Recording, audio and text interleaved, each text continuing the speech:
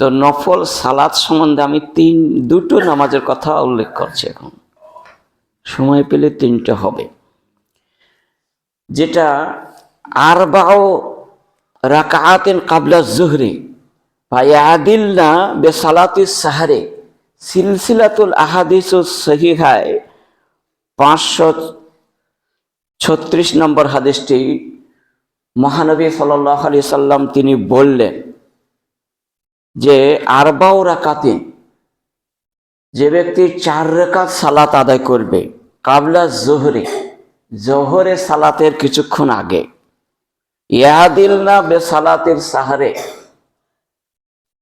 অর্থাৎ রাতের নামাজের সমপরিমাণ নেকি পাবে। রাতের নামাজ বলতে তাহাজ্জুদের নামাজের সমান নেকি হবে। যদি কোনো বান্দা এখন পড়ে, যেমন আজকের দিনে সূর্য ঘুরছে 12টা 6 মিনিটে, তো ঠিক 12টা 6 মিনিটে সে ব্যক্তি যদি 4 রাকাত সালাত আদায় করতে পারে, তার 10 মিনিট পরেই তো আজান শুরু হয়ে যাবে। তার আগে এই 4 রাকাত 1 সালামও হবে, 2 সালামও চলবে। তো এটা যে ব্যক্তি পড়বে তার রাতে তাহাজ্জুদের নামাজ পড়ার সমপরিমাণ নাকি সে ব্যক্তি অর্জন করবে। তাহলে এই একটা আমল করার জন্য অনুরোধ রাখছি। আর এই মাসেই সেই আমলটা শুরু করে দেন। যেহেতু ইবাদত হচ্ছে 2 প্রকার, একটা হচ্ছে ফরজ আর একটা হচ্ছে নফল। ফরজ মানে অবশ্যই করতে হবে, ওটা মানে কম্পালসারি যাকে বলে, অবধারিত, না করলে পাপ হবে, শাস্তি হবে। আর একটি নফল মানে অতিরিক্ত, বাড়তি, এটা করলে নিজের আত্মার মঙ্গল হবে এবং ফরজ যদি কিছু ঘাটতি হয় সেটা পূরণ হয়ে যাবে। সেজন্য এই নফল সিয়াম, নফল সালাতকে আমাদের প্রাধান্য দিয়ে পড়তে শুরু করতে হবে। নিজে পড়বেন, নিজের ফ্যামিলিকে পড়াবার প্রচেষ্টা নেবেন, এটা অনুরোধ রইল। ঠিক আর একটা হাদিসে সহিহ তিরমিজিতে 478 নম্বর একটি হাদিস আছে এই বিষয়ে। সেটা কি? আর আব্দুল্লাহ ইবনে সাইব থেকে বর্ণিত, কানা রাসূলুল্লাহ সাল্লাল্লাহু আলাইহি ওয়াসাল্লাম ইসাল্লি আরবাআন বাদাম তাজুলু শামসু ক্বাবলা যুহরি। আবু সাইব থেকে বর্ণিত আছে এই হাদিসটি। আব্দুল্লাহ বিন সাইব থেকে রাসূল সাল্লাল্লাহু আলাইহি ওয়াসাল্লাম তিনি বলেছেন যে ইসাল্লি আরবান, 4 রাকাত সালাত আদায় করতে হবে, নফল সালাত, বাদাম তাজুলু শামসু, সূর্য ঢলার পরে, কাবলা জোহরে, জোহরের আজানের আগে। সেটা কি? ওয়াকালা ইন্নাহা সাআতুন, আর এই সময়টা হচ্ছে খুবই মূল্যবান সময়। কেন? ইফতাতাহিস সামা ফিহা আবওয়াবুস সামাই, এই সময় আকাশের দরজাকে সব উন্মুক্ত করে দেওয়া হয়, সব দরজাকে খুলে দেওয়া হয়। আকাশে, 7 আকাশে যতটা দরজা আছে সব দরজা, যখনই 12টা 6 মিনিট বেজে যাবে আজকে, সঙ্গে সঙ্গে সব দরজা খুলে দেওয়া হয়েছে। সব একবারে আরশ আজিম পর্যন্ত দরজা খোলা আছে। আর অন্য দিন অন্য সময় খোলা হয় না। এই সময়তে চট করে সব দরজা খুলে দেওয়া হয়। আর মহানবী বলছেন যে ওয়া উহিব্বু আইয়াসআদা লি ফিহা আমালুন সালেহ, আর আমি ভালোবাসি আর আমার ইচ্ছা হয় আমলে সালেহ, নেক আমলটি এই সময় যেন ফেরেশতা নিয়ে রিপোর্টটা পেশ করে দেয়। আর এই সময় একটা রিপোর্ট পেশ হয়, সপ্তাহে 2টো রিপোর্ট পেশ হয়, একটা প্রতি সোমবারে, একটি প্রতি বৃহস্পতিবারে রিপোর্ট পেশ হয়। ওই জন্য মহানবী বলেছেন আমি সোমবারে রোজা রাখি আর বৃহস্পতিবারে রোজা রাখি। কেন?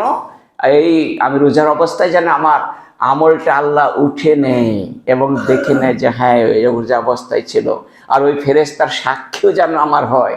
এই জন্যই মহানবী এটা ভালোবাসতেন। আর এই মাসেও চাই, এই শাবান মাসেও মহানবী খুব বেশি বেশি করে রোজা রাখতেন। কেন?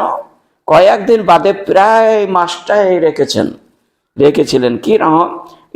ইউহিব্বু আইয়াসআদা লি, আমি ভালোবাসি যেন এই রোজা অবস্থায় আল্লাহ আমার রিপোর্টটাকে গ্রহণ করেন। সেজন্য এই মাসটাই বেশি বেশি করে রিপোর্ট করি। এরা বাৎসরিক রিপোর্ট। এক বছরের রিপোর্ট কখন পেশ হয়? এই মাসে পেশ হয়।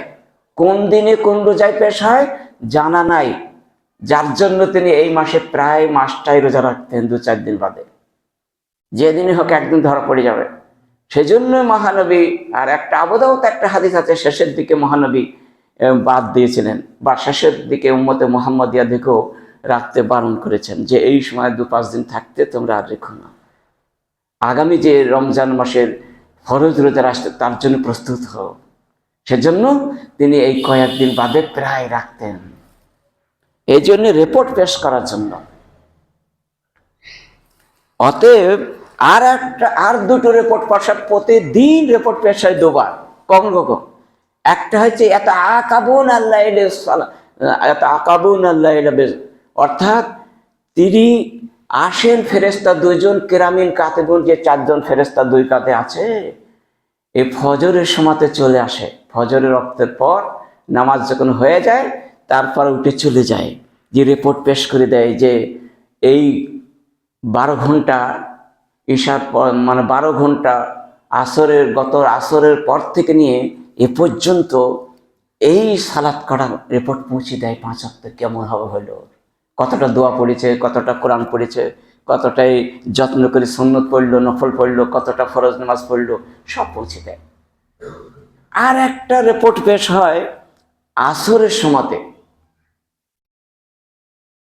সেও কিরামিন কাতেবিন, তাহলে 4 জন ফেরেশতা হচ্ছে কিরামিন কাতেবিন। আসরের সময়তে ওই যে ফজরের সময় 2 জন আসলো, ওরা আবার চলে যাবে, আসরের সময় চলে যাবে, আর আসরের সময় আবার 2 জন আসলো, ওরা আবার ফজরের সময় এসে যোগ দেবে, ফজর পর্যন্ত থাকবে। ঠিক এরকম 4টি ফেরেশতা যাতায়াত চলছে তার মৃত্যু অবধি।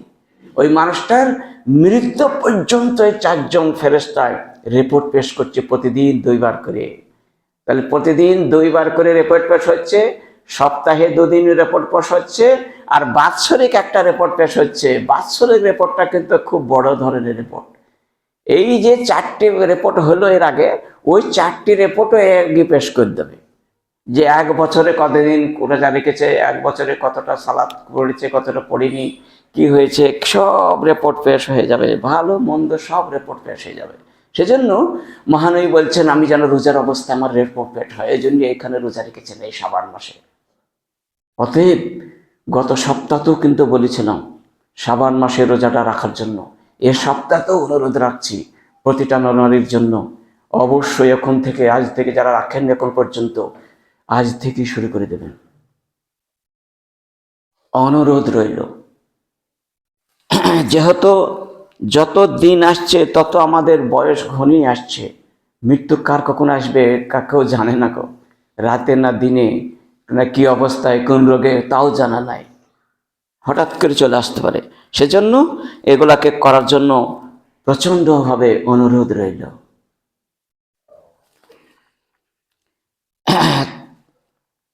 তারপরে একটাই তাহলে আমি বললাম যে সূর্য ঢলার সালাত 4 রাকাত একটা হলো। 2 নম্বর আমলটি বলছি, 3 নম্বর আমলের কাছে মনে হয় সময় হবে না।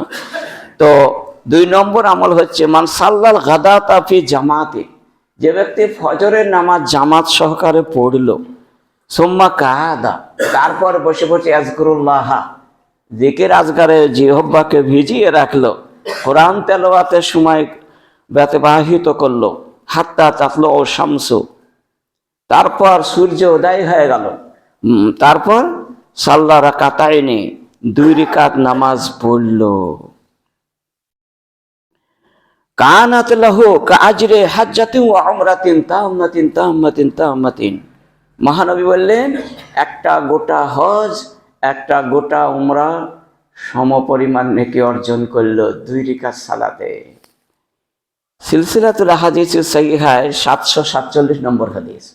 তো আমরা বুঝতে পারলাম এই সালাদটাও যেন হেলাই ধুলাই না কাটে। যদি এই সালাদটা সময় চলেই যায় কোনো দিন, বাই চান্স ইমার্জেন্সি কাজে বা ইমার্জেন্সি কোনো এক ব্যক্তির, তো কোনো অসুবিধা গুণা নাই, 1-8 দিন ছাড়াই ভালো মাসে, তো প্রায় দিনই পড়বে। আর একটা হলো সাল্লা জোহা, যে ব্যক্তি জোহার চাষতের নামাজ 4 রাকাত পড়লো, আরবান কাবলাল উলা ও আরবান, আর অর্থাৎ ওই 4 রেখাত সূর্য ঢলার পর আর সূর্য ওঠার পর 4 রেখাত বনি আল্লাহ বাইতুন ফিল জান্নাতে, জান্নাতের প্রতি তার জন্য একটা কক্ষ তৈরি হয়ে গেল, তার জন্য একটা ঘর নির্মাণ হয়ে গেল, মানান ঘর। তাহলে যদি প্রতিদিন পড়ে 365 দিন, 365টা ঘর তৈরি হলো, 365টা হজ হলো, 365টা উমরা হয়ে গেল বিনা পয়সায়, বহু মজুরি। কিন্তু হায়, পড়ার মানুষ কম। আমল से जिंदगी बनती है जन्नत भी जहन्नम भी, এ খাক আপনি ফিতরাত में ना नूरी है ना नारी। আমল করলেই আমি ঊর্ধ্বে চলে যাব, না করলেই শেষ। এটাও সিলসিলাতুল হাদিস সহিহায় 536 এবং 37 নম্বর হাদিস। অবশ্যই আমল করবেন। তাহলে দুটো সালাতের কথা উল্লেখ করলাম আমলের, আর কিছু ইস্তেগফার এবং দরুদের কথা আমল করা হয়েছে এই মাসে। এইবার এই মাসের একটু আমল বলছি, যে এর বলাও হয়ে গেছে, তবু আয়েশা রাদিয়াল্লাহু তাআলা আনহা তিনি বলেন, কানা ইয়াসুমু শাবান ইল্লা কলিলা, মহানবী সাল্লাল্লাহু আলাইহি সাল্লাম পুরো শাবানটা প্রায় রোজা রাখতেন, কয়েকদিন বাদে। সহিহ বুখারীর 1969 নম্বর হাদিস। তো সেজন্য মহানবী যখন রেখে গেছেন, তিনি শেষ বয়সেও রেখে গেছেন। আপনি আমি এত সুন্দর আল্লাহ রেখেছেন, আল্লাহর দেওয়া অক্সিজেন গ্রহণ করছেন, আল্লাহর দেওয়া কার্বন ডাই অক্সাইড মিনিটে 72 বার পরিত্যাগ করছেন, খাওয়া আহার বিহার, আর কি সুন্দর একটা আবহাওয়া, কি সুন্দর একটা দিন, যে 11 ঘন্টায় হয়ে যাচ্ছে, 13-14 ঘন্টা আসে না। গ্রীষ্ম সময় নয় যে খুব কষ্ট হবে। সেজন্য অনুরোধ রাখছি রোজা করার জন্য। রোজাটা করবেন, তবে 15ই শাবান মাসে যে সমস্ত মানুষ রোজা রাখে, তারা যারা প্রতি মাসে 3টি করে রোজা রাখে, যেমন 13, 14, 15, তারা রাখবে, তারা কিন্তু এই মাসেও রাখবে, কঠিন নাকি হবে। আর যারা প্রতি 12 মাস রাখে না বা 11 মাস রাখে না, তাদের জন্য খাস করে ওই 15 তারিখটা রোজা রাখাটা নিষিদ্ধ। কেন? এই হাদিসটা জাল, এই হাদিসটা জয়ীফ, রাবি ঠিক নয়, যার জন্য এটাও করা যাবে না। কেন ঠিক নয় তাও আমি বলবো। তো ফিহা ইফরাকু কুল্লু আমরিন হাকিম, এই আয়াতে কেন্দ্র করে বলা হয়েছে যে এই মাসে 15 শাবানে সমস্ত মানুষের ভাগ্য ভালো মন্দ লিপিবদ্ধ করা হয়, আর এই মাসের 15 তারিখে অনেক কিছু আমল বৃদ্ধি করা হয়, বরকত দেওয়া হয়। এই সমস্ত কথা আছে, কিন্তু এই কথাগুলা তফসিরে কাশফে লিখেছে ভুলভাল, অন্য কোনো তফসিরে দেওয়া নাই। সেজন্য এগুলা করা যাবে না। এই মাসের কোনো 9টা হাদিস জাল হাদিস আছে, সেজন্য এই মাসের একটাও সহি হাদিস পাওয়া যায় না, যার জন্য এটা করা যাবে না। মহানবী আমল করতেন বেশি কেন? 1 নম্বর কারণ হচ্ছে আমলে সালেহাটা আল্লাহর কাছে পৌঁছে যাক। আর 2 নম্বর, রজব এবং রমজান মাসের মাঝখানের এই মাসটা এই জন্যই করতেন, শাবান মাসটা, যে শাবান মাসটা করলে আগামী যে রমজান মাস আসছে সেটা কিছু বুঝতে পারবেন না, আমার অভ্যাস হয়ে যাবে। এখন যারা রোজা রাখবে 2, 5টা, 10টা, 15টা, যা রাখো, কিন্তু অভ্যস্ত হয়ে যাবে, এবং সেই হবে তার পরের মাসটা আর কোনো অসুবিধা হবে না। আর হঠাৎ করে সেই মাসটা রোজা রাখতে লাগলো, আর মানুষে বলবে চাচিদের চাচি রমজানের মাস গেলে বাঁচি, তখন তারা বেকার হয়ে গেল, কবে যাবে গুনতে লাগে। এগুলা তাদের হইও মাস মনে করে, আর এর জন্য তারা একটা না কেউ পায় না, খবর বেকার শুকিয়ে থাকে। মাল্লাম ইয়াদা কাওলা জোরে ও আমালা বিহি ফালাইসা লিল্লাহি ইয়াদা তামাহু ওয়া শারাবাহু, রাওয়াহুল বুখারী। মহানবী বললেন, যারা অন্য মাসের মাই এ মাসেও পেয়ে যারা আল্লাহর ইবাদত বন্দেগীতে মগ্ন হতে পারল না, বরং তারা সময় খুঁজে বেড়ায়, তারা সুযোগ খুঁজে বেড়ায়, কখন যাবে কখন হবে, কদিন গুনে বেড়ায়, আর কবে রমজান আর রোজা ঠান্ডা আসবে, কবে আসবে ঈদ উল ফিতর, সেদিন খাবো অমুক তমুক, এইসবভাবে ঈদের কিন্তু শুকিয়ে থাকাটা পানাহার বর্জন করে বেকার, এতে কোনো উপকার হবে না, এতে কোনো লাভ হবে না। যা ছিল তাই আছে, একটাও নাকি তার জোগাড় হলো না, জমা হলো না। সেজন্য মহানবী বললেন, মাল্লাম ইয়াদা কাওলা জুরে ওয়াল আমালা বিহি অন্য অন্য মাসের মতো এ মাসেও যদি সে গালিগালাজ দেয়, এ মাসেও যদি গীবত গিল্লা করে, এ মাসেও পরচর্চা পরনিন্দায় থাকে, এ মাসেও যদি বিড়ি তামাক জর্দা খায়, এ মাসেও যদি সে সুস্থ সবল অবস্থাতে আল্লাহর ইবাদত বন্দেগী যদি মগ্ন না হয়, তাহলে তার খাওয়া থেকে না খাওয়া কোনো উপায় নাই। তার খেলেও যা, না খেলেও তাই, তার সুখী থাকাও যা, তার না থাকাও তাই, একই ব্যাপার। দ্বিতীয়ত, এই মাসে গাফিল হয়ে থাকে মানুষ, যে এই শাবান মাসে কিছু ভাবেই না, শুধু ভাবে কবে আসবে রমজান মাস। কিন্তু আমরা এই মাসে নেকিগুলাকে কুড়াইতে হবে, এই মাসে চাঙ্গা হতে হবে, ইবাদত বন্দেগীতে বেশি বেশি করে ইবাদত মাত্রা বাড়িয়ে দিতে হবে, যেগুলো বললাম সব করতে হবে। এবার শাবান মাসের একটা জাল হাদিস বলছে, শুনিলেন? হাদিসটা আমল করবেন না জীবনে কোনো দিন, আমল করলেই গুনাহগার জাহান্নামে যেতে হবে। সেজন্য তবু জাল হাদিসটা শোনা দরকার আছে। কি? তো জাল হাদিস হচ্ছে জামালউদ্দিন বলে একজন আল্লামা মুজাদ্দিদ জামালউদ্দিন, শাম দেশে বাড়ি, সিরিয়া শহরে। ইনি বলেছেন শাবান মাসের 15 তারিখে ভাগ্যর পরিবর্তন হয়। এখানে বড় লোককে হবে, গরিবকে হবে, সব লেখা হয়ে যায়। কে মারা যাবে, কে জীবিত হবে, লেখা হয়ে যায়। এইগুলো উনি বলেছেন, এবং বলেছেন 100 রেকাত রাতে নামাজ পড়তে হবে সারা রাত জেগে জেগে, এবং 100 রেকাত নামাজ পড়ার 1 রেকাত নামাজে 10 বার করে সূরা ইখলাস, কুল হুয়াল্লাহু আহাদ বলতে হবে। তাহলে 100 রেকাত নামাজে 1000 বার বলা হলো কুল হু সূরাটা, এবং হাজারি নামাজ বলে। উনি এই নামাজটার নাম দিয়েছেন হাজারি নামাজ, মানে 1000 বার বলার নামাজ। তাহলে কি হবে? 100টা ফেরেশতা যার জীবনে আসেনি কো, আকাশ থেকে আল্লাহ পাঠিয়ে দেবেন তার কাছে, প্রতিটা মানুষের কাছে, এবং ফেরেশতা এসে 30টা সুসংবাদ তাকে দেবে, তোমার জান্নাত হয়ে গেছে, কোনো অসুবিধা নেই, পড়ো। আর এক 30টা ফেরেশতা এসে বলে, তোমার জাহান্নাম থেকে বাঁচাবার সুযোগ আমরা করে দিচ্ছি, কোনো অসুবিধা নাই। আর 10টাই বলে, আর 30টাই বলে যে তোমাদের শয়তানের ওয়াসওয়াসা থেকে তোমাকে নিরাপদে রাখছি, কোনো অসুবিধা নাই। ঠিক 10টাই এরকম বলে, এরকম পরপর 3390, আর এই একটা। আজ তোমার সম্মান বৃদ্ধি পায় 30টায়।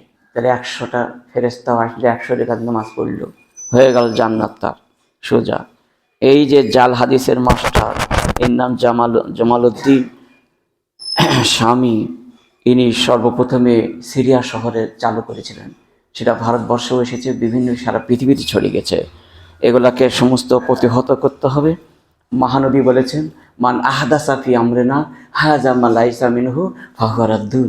আমার শরীয়তের বিধানে নির্দেশনায় যেগুলো পাওয়া যাচ্ছে না, সেগুলো সমস্ত বর্জনীয় কাজ, সেগুলো নর্দমার নোংরা জায়গায় ফেলে দেওয়ার কাজ। অতএব এরকম আমলগুনা, এরকম জাল হাদিসগুনাকে আমল করা যাবে না। আল্লাহ যেন আমাদেরকে জাল হাদিস থেকে দূরে রাখার তৌফিক দান করেন। আর এই মাসের রোজা রাখার এবং এই মাসের যে ইবাদত বন্দেগী বেশি বেশি করে করার কথা উল্লেখ করা হয়েছে, আল্লাহ গো, সেইগুলো আমাদের করিয়ে নাও, এবং আমাদের করার শুভ তৌফিক তুমি দান করো। প্রতিটা মুসলিম জাহানে, পৃথিবীর যত মানুষ শুনবে অনলাইনে অফলাইনে, আল্লাহ সকলকেই তাদেরকে এই মাসে রোজা রাখার বেশি তৌফিক দান করো। আমল করা বেশি বেশি করে আমল করার মগ্ন হওয়ার প্রচেষ্টা যারা করবে, তাদেরকে সুযোগ করিয়ে দাও হে প্রতিপালক, ইয়া রব্বাল আলামিন। আল্লাহুম্মা আরিনাল হাক্কা